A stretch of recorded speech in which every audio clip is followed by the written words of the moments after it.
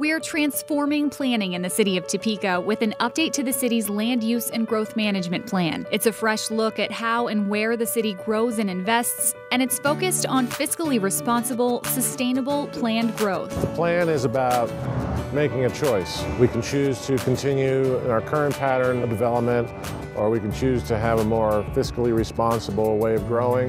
Topeka's Land Use and Growth Management Plan, our framework for the future. Smart growth in the city of Topeka starts with the newly updated Land Use and Growth Management Plan, an element of the city's overall comprehensive plan. The plan guides the future sequencing of growth in Topeka to ensure investments in infrastructure and services are in place prior to development. The future growth of the city of Topeka is broken down into 3 tiers. The top tier is going to be the one with the most priority for investment, and that very simply is the city of Topeka city limits. Planning Director Bill Fyander says Topeka's footprint includes 5 basic services: police, fire, water, sewer, and roads. And if all 5 of those services are either in place or are planned to be in place, then that's an area we should be growing into. Tier 1, Topeka's existing city limits, meets that definition. To be sustainable, we have to have an urban density and we have to have an urban pattern. To bring in areas that do not have that is not sustainable and will only continue to undermine our core areas.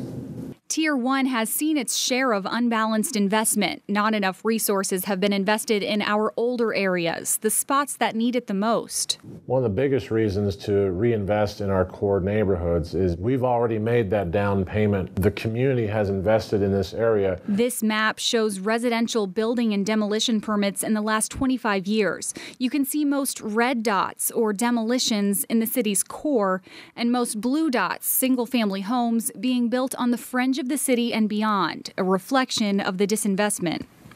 To reinvest back in those core areas means to reuse the infrastructure, utilize the existing services that are already provided there to grow those areas back.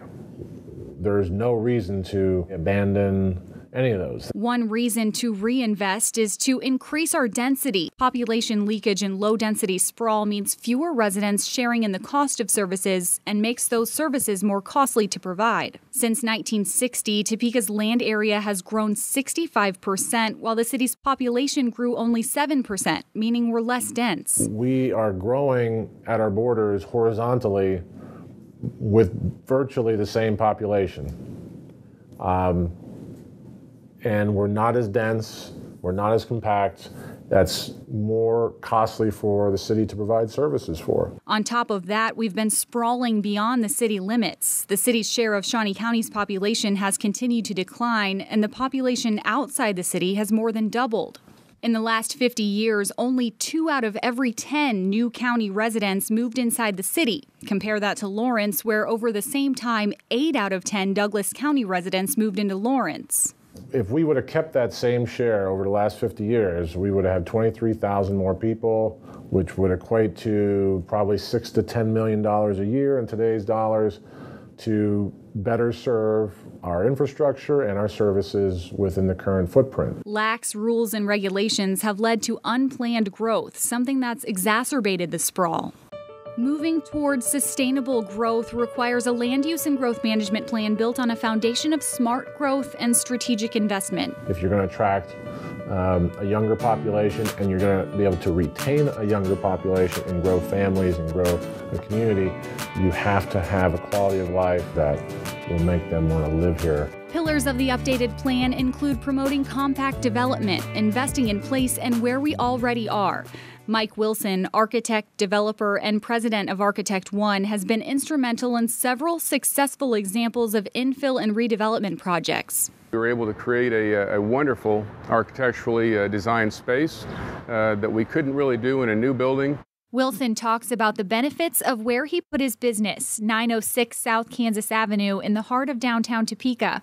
The shell was good, location was great, and we are just thrilled to be down here. Wilson and his crew also saved the historic Carlin building next door, and the reinvestment paid off, increasing the property value there nearly tenfold. We used to have our offices out in southwest part of the city, but we made a conscious choice to return to downtown. We like the excitement. We really appreciate the fact that we can walk most anywhere, get whatever we need. Before we had to get in our car.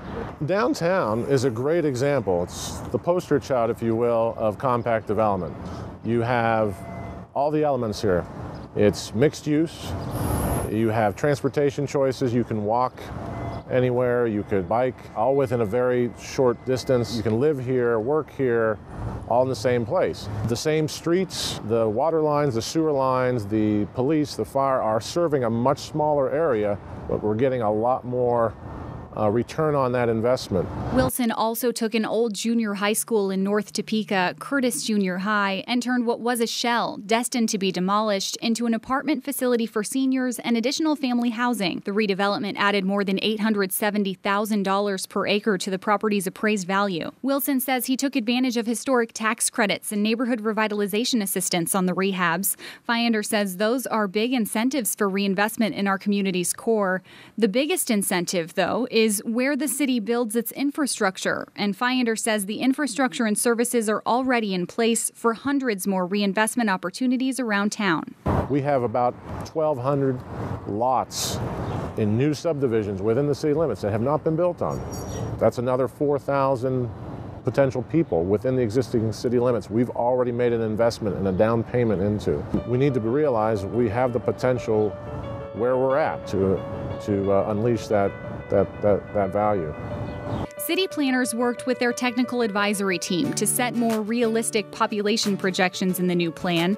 The current plan, adopted in 2003, does plan for growth, but on a bloated scale that's not fiscally responsible or realistic. A new urban growth area, or UGA, is an addition to the updated plan. It sets a realistic and affordable footprint to grow into in the next 25 years.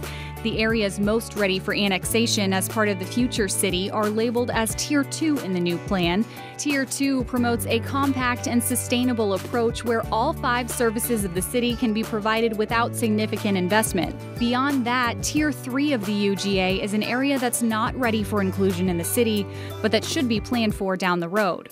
New recommended platting and utility rules will help make sure compact urban densities critical to the city's fiscal health can be achieved as the city grows into the future. If we can provide transportation choices, housing choices, mixed-use neighborhoods, walkable neighborhoods, that actually ends up attracting younger cohorts that can come in and grow the community. All of those things take pressure off of our streets.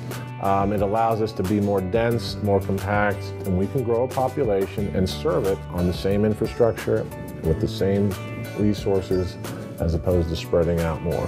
Smart growth and sustainability, transforming Topeka with the city's land use and growth management plan.